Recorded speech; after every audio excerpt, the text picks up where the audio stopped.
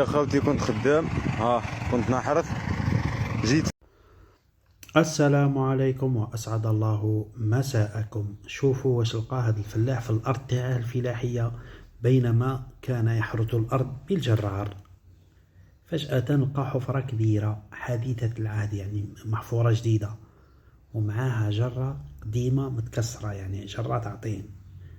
بالجانب تاع الحفرة هذيك لقى جرة تعطين، ما يدل على العثور على كنز من طرف باحثين عن الكنوز ليفتح الفرضيات حول وجود الذهب في أرضه. شاهد الفيديو للأخير. يا خالتي كنت خدام، كنت نحرث، جيت فايت من هنايا لقيت هذه جماعة قاعدين يحوسوا على الذهب والكنوز، راكم تشوفوا يعني.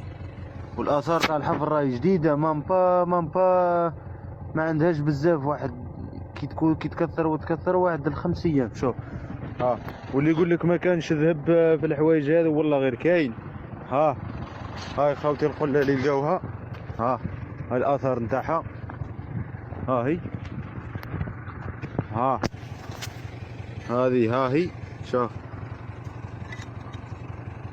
هذه تكون معمره ويز لقاوها وما عندهاش بزاف من اللي جبدوا منها. هاي حتى ناض فيها العروق، يعني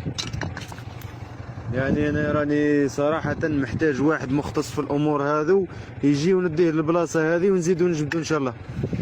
انا اللي باغي نجبد درك، الناس جبدت وراحت.